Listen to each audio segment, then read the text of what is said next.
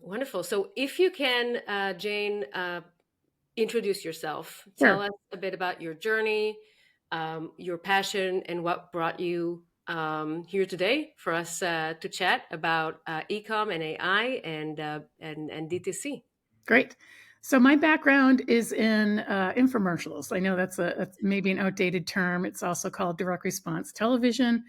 It's think of like Ron Popeil or George Foreman Grill. Actually worked on that years ago, back in the 90s. And basically, it's a format where it's called direct response because there's a mechanism in all of these TV ads for the audience to respond directly, and for then the brand to then measure very granularly where those orders and visitors are coming from. So there'll be a mechanism like an 800 number, so a toll-free number to call an agency, or sometimes a QR code where you can scan it with your smartphone, as well as a website that you can direct people to go and learn more about the offer, more about the brand or product.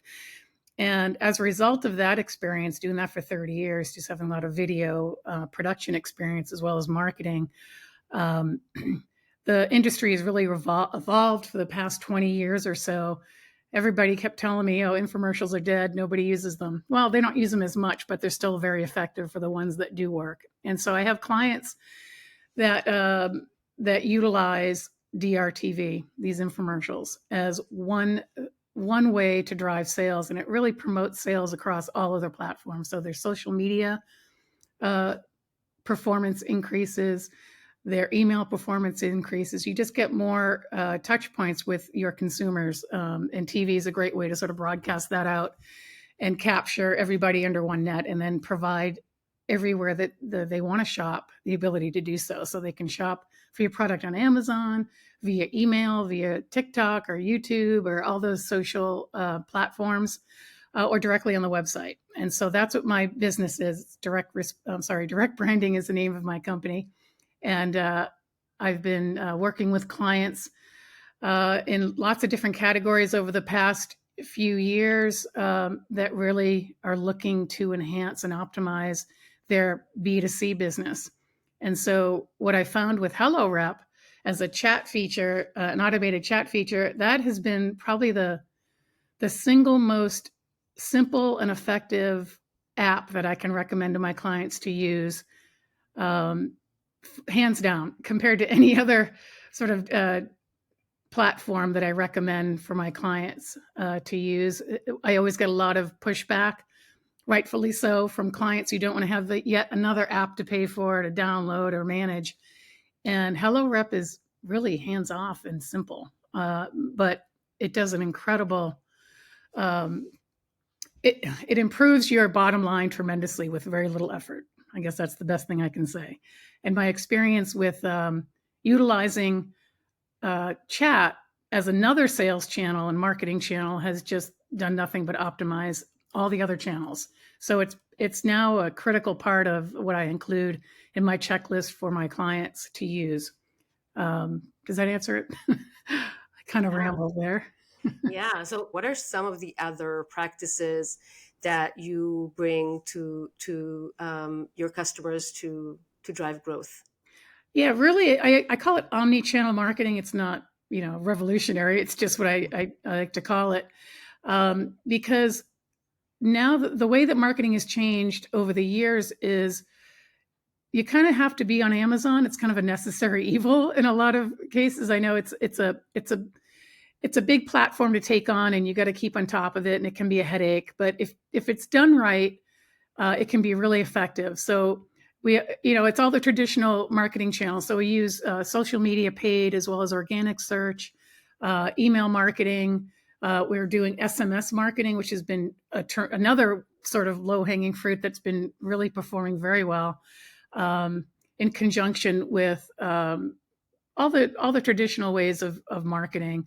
It's just chat. I don't think chat features have kind of come on board in the last, I don't know, I'd say 3 or 4 years, where they're AI and they're becoming really smart and can interact really well with customers without putting them off.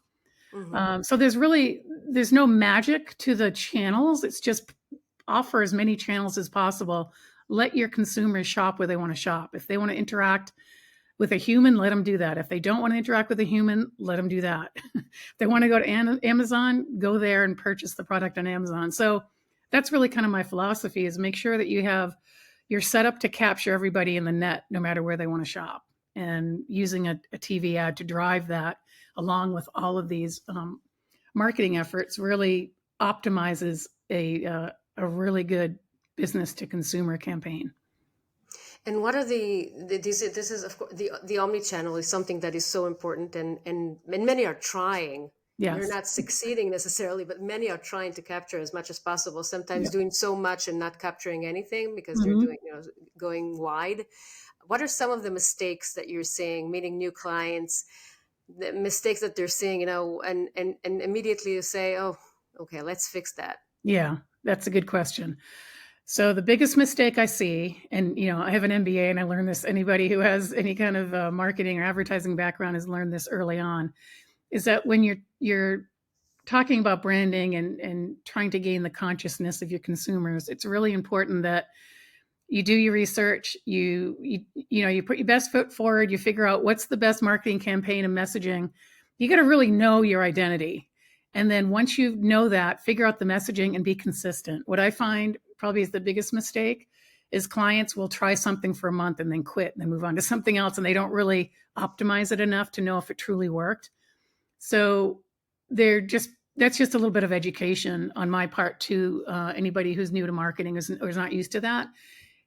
You should really kind of stick with something for a while, really test it and make sure that it's working well. And one of the things I love about my industry, direct response, it's in the name. You get immediate feedback. So if you make a change in your website, you know immediately if it's working or not, and then you can make decisions based on that. And the same is true for a TV ad that we measure response. So if we have an 800 number, we know that, oh, we got thousands of phone calls or just a few phone calls. That's a big difference. We know if it's making people respond the way you want to, or it's not. And if it's not, you change it. So that's my background, and that's how I operate. It's immediate feedback, or versus brand advertising, where you kind of spend a lot of money. You don't ask for a sale. You just sort of say, "Hey, look at our great product." For an example, is like Coca-Cola. That's more of a brand awareness, where it's like, Coca-Cola, we love it, but there's no get 50 cents off Coca-Cola, go here and save money. That's more of a traditional brand. But when you can put a response mechanism that you can track, then that's what's very interesting, gets me excited. And that's all the features you get with like an app like HelloRep. The direct response, yes, Yeah. definitely. And looking at the, you're talking about different apps and checking different things. But when you talk to merchants today and websites, and they go, for example, for Shopify marketplace, Mm-hmm. you have thousands and thousands of apps, right? You have so many. I heard from one interview that we just did, it was like 8,000 Yes. apps that all Familiar. want to improve your productivity, Yeah. give you better customer journey, better review, so many. And I think one of the things that is um, preventing merchants to adopt these is just being overwhelmed, right? And if you put into that the aspect of AI, of course, and that's okay, should I put AI? It's scary, right? Yeah. It's something that you're not sure about. How would you suggest for merchants to vet which app to add, how to know, or how much to test it? How should they go about in getting the right apps on their stores? That's a very good question. And actually, I agree with you. It is overwhelming. I'm not an app expert. The technical part of it is not my strength. So when I'm responsible for the website sales for my clients, I often get approached by lots of vendors. Once they know I'm on Shopify Plus, for instance, with some of my clients, I get, hey, try this app if you're looking for an upsell app or a chat, well, whatever it is. It is overwhelming, and I rely on developers that I work with to help me sort of vet them and figure out, hey, what works and what doesn't. But you can suffer from app fatigue, because by the time you're done with all the recommendations for the apps that you think you might need, it can cost a lot, right? Suddenly your Shopify site is becoming really expensive every month. So you have to really qualify every dollar investment into your Shopify platform.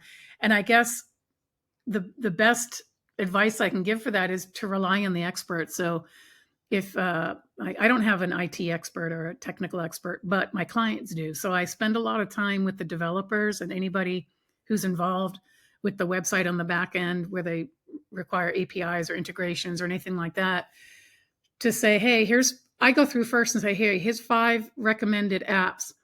Can you tell me what I need to know about them? And then we can make a decision. So I typically don't proactively search for the apps. It's usually through recommendation. It's usually because it's answering a need. For instance, HelloRep answered the need about how do we leverage a small customer service or platform or agent pool effectively and affordably. And so HelloRep was one of those that kind of fit that really well.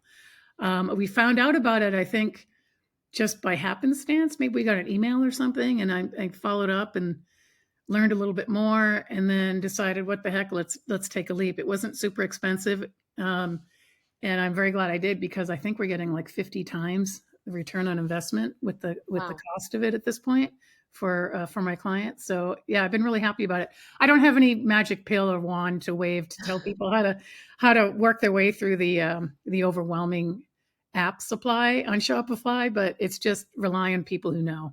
When you heard about Rep AI, was it from the aspect of sales or from support? Like, what was the pain there? The pain was sort of missed opportunity that I saw. We're spending all this. For one of my clients, made a big effort to move from a B2B model to they still have B2B, but focusing more on B2C. And so anybody who's doing B2C right now knows it's expensive, and it's kind of a grind. You have to always, every day it's something new, and you have to kind of be in that. So it can be overwhelming. So that's where I come in. I help clients kind of manage that. But yeah, it's I don't know. I'm sorry, I lost my train of thought there. Hopefully you'll edit that out. Between sales and support, I Sales wonder. and support, yes. Okay. Yeah. So the pain point was the missed opportunity, because we knew that, just from our own experience within the management team of my clients, we know that, like, when I'm shopping online, I don't like the chat to pop up in the middle of something, or I do want to speak to a human, or I just have simple questions. So it really was knowing that we could convert a customer service opportunity into a sale. So it was converting and increasing our AOV and revenue, but it was also to alleviate the support burden, right? If we get a sale, or we get a lot of spikes in activity because we have a TV show with an ad airing at 3 a.m. on the East Coast, and suddenly it's 3 a.m. and we're answering phone calls, and we get these spikes. So oftentimes it's hard for us to staff. But if we have a chat bot with AI that allows us to decrease the burden of support. So if somebody says, hey, I got a simple question, that's where HelloRep comes in, and it's an invaluable tool, because it frees up the opportunity for our agents to work on really critical customer support issues, versus like, what size is this, or what color, just simple questions that a bot can handle very simply. But it also provides a way to escalate any concerns on the chat to then speak to a live agent. And that's been huge. We realized how effective it is. And I think about 85% engagement is, I'm trying to think of some of the instances where my clients have used HelloRep, but it's been impressive. Like, we've got anywhere from 5 to 9% of people who interact with HelloRep get converted to a sale. And it's huge. That adds up over time. That's daily, right? So imagine if you had 300 customer support issues going to an email that maybe doesn't get answered right away, or they're busy on the phones, that person gets really frustrated. So it's been a really effective tool to help manage simple questions for our customers, but also provide a way to escalate any concerns that they have.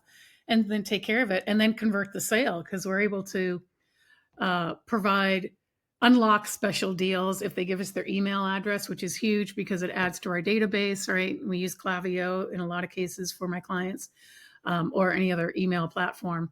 But it's been really effective that way. Just we were surprised. I remember the first time I used it, I was surprised. It kind of sits in the background and it just does its thing. And then it's, oh wow, we made $13,000 in sales without really doing anything.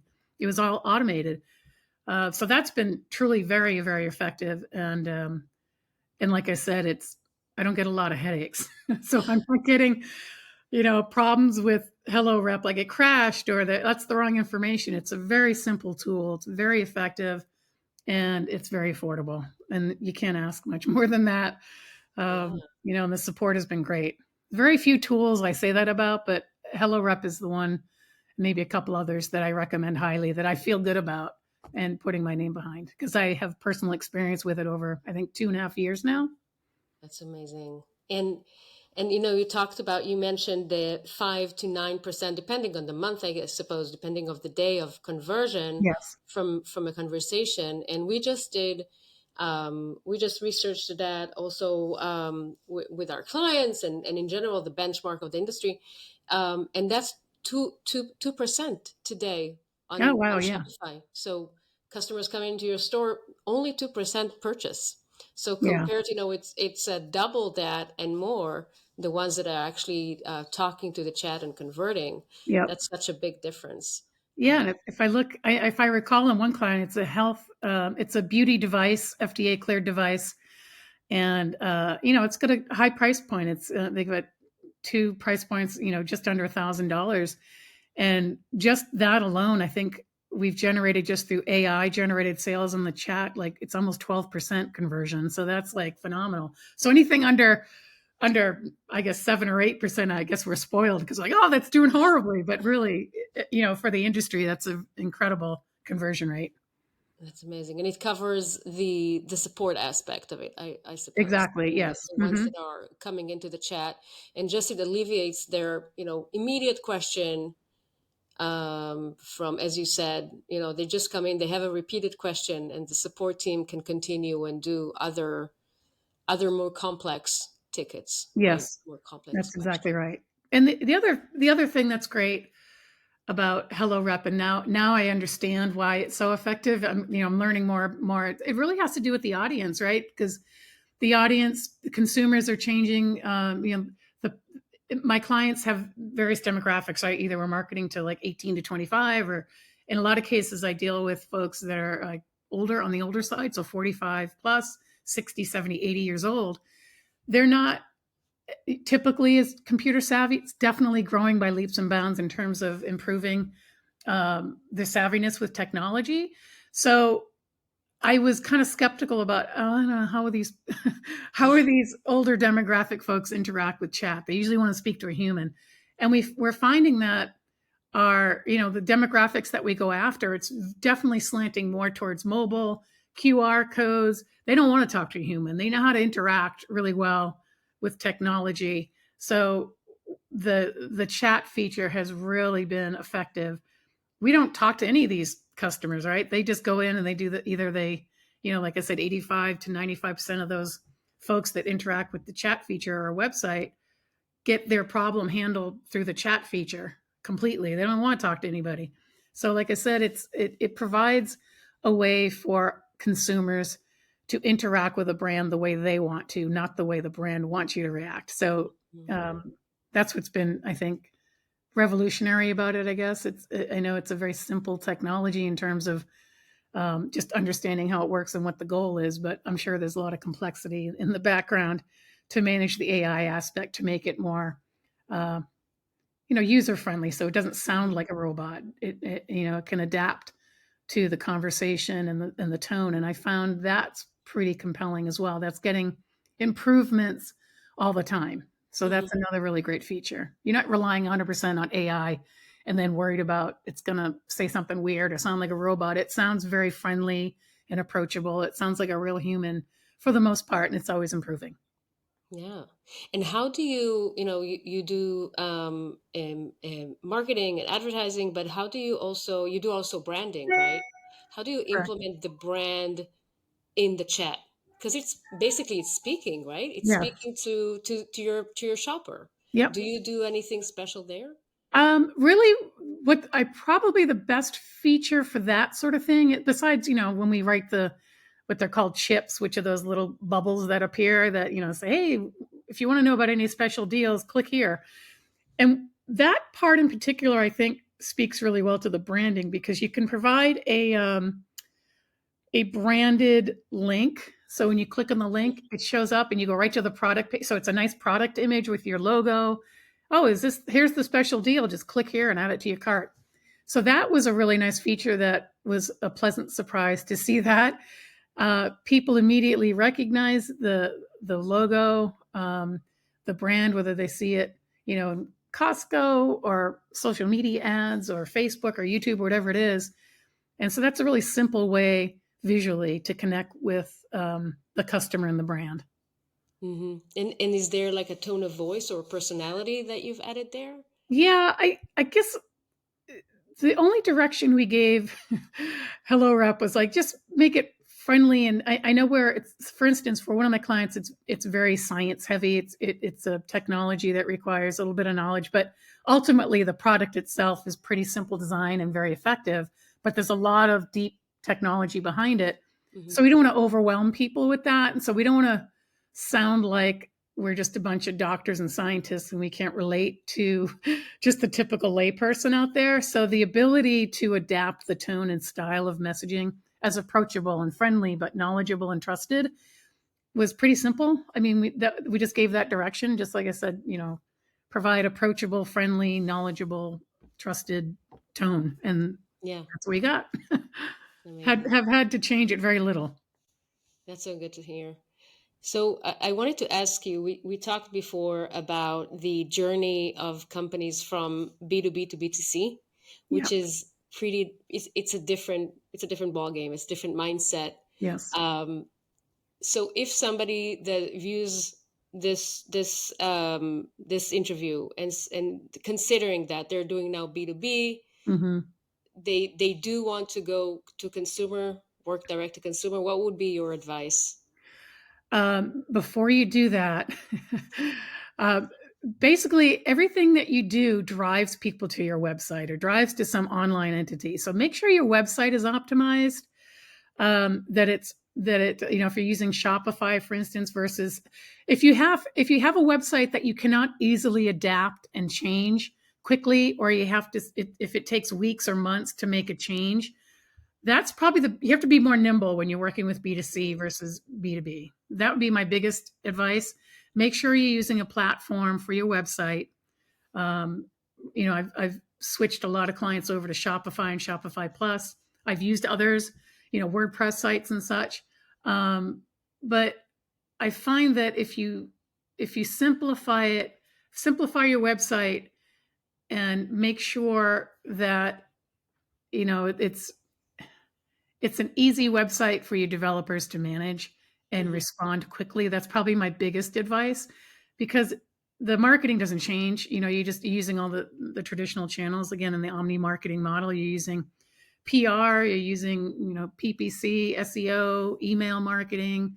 Uh, all of those entities are sending people to a landing page or they're sending people to a particular page on your website. And so you got to really have your website messaging and the ability to be nimble really nailed down. And that'll probably be my biggest advice. It's a whole different way of doing business, Yes. right, on the website Yep. part. B2C is a thankless job managing all the B2B entities. And that's what I do. I just, making sure the messaging has to be consistent across all of the channels. That's, another big one. And again, make sure you stick with it. You test it properly before you move on to a new concept. And again, that sometimes is what I find clients get impatient. Oh, that didn't work. Let's move on. Well, you only gave it 2 weeks worth of information. Maybe if we made a simple change to the offer or some visual change, that'd be all we need. So Mm, yeah, that would be my recommendation. that's great. And do you combine, by the way, between the the infomercials, the videos, the spots on videos and the ads, and like, do you combine them together, or are they different, working differently? Because probably there's a lot of you see something on a show and then they happen to search for you, right, on Hmm. Google. Is that That's right. something that you take care of, the whole chain? Yep. Yeah. And so in that situation for an infomercial, for instance, if you've got, let's just say your product, we'll just say Hello Rep is the name of the product, right? So you have right now I have a lot of clients with a half hour format, and then there's 2 minute and 1 minute, 30-second, et cetera. And we buy national media across the country. And then we do regional advertising. So on those national cable spots that we buy, if you've got, a Hello Rep, we make sure the website, hey, here's our offer. You learned all about it. You love it. Now, here's what we call the call to action. Go visit Mm, hellorep.com or hellorep.ai, I believe, and find our offer or learn more about the product. And then when you do, you're going to save $50 or you're going to get a free download or whatever the offer is. Um, it's a way for you to introduce a wide range of people to your brand. So if they don't go to your website, they're going to remember it when they see it on Facebook or YouTube, because we're covering all those other social aspects as well. mm-hmm. Um, so that's kind of how that works. So there's what I call a halo effect with a lot of the video that we do. And you can cut down the half hour to a 2 minute, 1 minute. Half hour is the most effective if it's done properly, but you can use those same video assets to create all your social media campaigns as well. Yep. Yep. And then you have the halo effect. Yes. And they're customized. So if you want to do, if we want to test a market, let's say you're a retailer and you have a big meeting with Walmart, right? So then we know, okay, we can buy media just in local Arkansas market where Walmart is located, and just blast the local market before your meeting to make it look like your product is like, wow, it's really out there, before you go in for a meeting for Walmart to see if they pick up their product. So there's a variety of ways that you can customize direct response television for your needs. But for the most part, it's to advertise, spread the net wide, and then appeal to the folks that have the problem that you're trying to solve, and then capture them in the net, whether it's through a URL, QR code, 800 number, Mm-hmm. etc. So what are some of the practices? This is like the acquisition. What are some of the retention hacks that you use? Not hacks, practices that you use to bring them again Yeah. and shop again. Yeah, and that's where email marketing is really important. Hyper segmentation. If you know, for instance, the why I like apps like Hello Rep and direct response marketing is we're able to track where that traffic came in, really down to the time and date, city and state. With TV, so that's really exciting to be able to see that information. So I look for that sort of granularity in a lot of other apps. And so the ability for us to really have information about where these customers are coming from, to know whether they purchased or they didn't purchase, allows us the ability to then market to them in a way that speaks to them. So if they went to our site and didn't purchase, that's a different follow-up message than somebody who purchased the Mm-hmm. product and then we wait a day or two. So a lot of that is with SMS marketing for follow-up, as well as email marketing, to then segment the market, like I said, and have hyper segmentation and really promote your products based on that sequence. So for instance, a product, if you're marketing, this is a really simple example, but if you're marketing, for instance, to pregnant women and they came to your site and they're looking at infant formulas, we know, okay, we know this is probably for a mom with a child under the age of 1. Mm-hmm. Or if if somehow that they're pregnant, maybe they're at month 3 or month 4, that in 5 months from now they're going to give birth. You market to the mom who gave birth differently than you do to the mom who's preparing for that birth. So you're able now, that she gave birth, and now that is the marker for them to be able to segment and really refine your messaging to that mom, because we know the age of the baby at that point. very similar approach if you can identify that particular marker for your customer, but that's an extreme example. But um, you want to market to your customer as personally as you possibly can. And the technology today really allows you to do that much better than any other time. Yeah, the technology is outstanding. And talking about technology, what are your, do you use AI in your marketing, in your work? Well, I don't trust it enough yet. I mean, I think HelloRep probably, I know somebody's watching it on their end and I just look at it and approve it and it looks great. That's usually my experience. Like I said, it's very hands off, very simple. But the only other way I use AI is when I'm looking for content on the website. So, for instance, I'll write something that's not perfect, and then I'll go to like a Chat GPT or some other platform and say, "Hey, give me 5 options. Mm. That's 100 words or 50 words." And optimize it. And then I kind of use it that way, but I don't trust it 100% yet to say, okay, press the button and generate me the content. There has to be some human involvement, and I do that a lot with the messaging that's on the website for people, especially B2C. Yeah, but you do give it the initial kind of brief. This is what I Yeah, want. exactly. You don't just ask, write me something that Right. fits the website, and Yes. right, and then you need to vet it, of course, and see if that works. Yes. So it starts off with my, with me writing the content, not at 100% optimization, and then using AI to help me refine and optimize it to then come up with, one that everybody loves. And then we use that. Yeah, that's great. So looking at ahead at the industry, AI is all the rage, right? Mhm. Yep. Who knows where it's going? We're looking at Right. 2025. It's running so fast. We don't know where it's going to be at the end of 2025. AI and technology in general. But what do you see as exciting things that are coming to D2C, to direct to consumer, to in B2C market? Well, what's exciting is that it frees up the resources internally for a lot of small companies in particular, because they've got to spend money on, hiring people and, all the costs involved with that. And not that we want to replace our workforce completely with AI. I think that's like too extreme. But it's yet another tool that allows you to more effectively manage a business and your resources. That's ultimately what it comes down to. You don't have enough time in the day to manage everything. If there's something that you can get that's affordable, that's effective, why not use it? And I feel like what's exciting about AI technology now is that we're kind of scratching the surface. And it's probably the people who know AI and are in that world, it's probably very complex and it's very deep. But for just consumers, I'm talking about the average consumer who doesn't really know anything about AI. They just want to interact and buy things the way they want to buy things. They want to just get answers to questions that they have. So, in terms of that respect, from the consumer side, I think AI is at the point now where it is friendly. It is, you can see that it really is facilitating conversations and converting.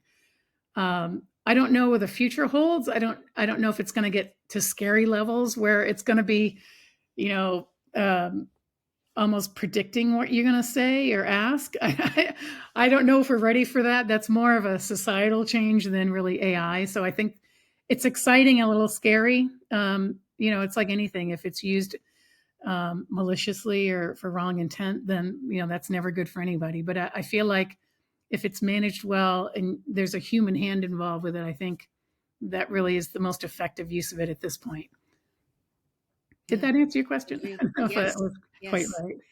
Let's see where it goes. All We right. we don't Yes, know. exactly. It's moving so fast, so it's getting to the point that you can't really predict because Yes. it's going to be so out of the imagination, right? Hmm. Anything that you imagine, you never know where it's going to Right. go.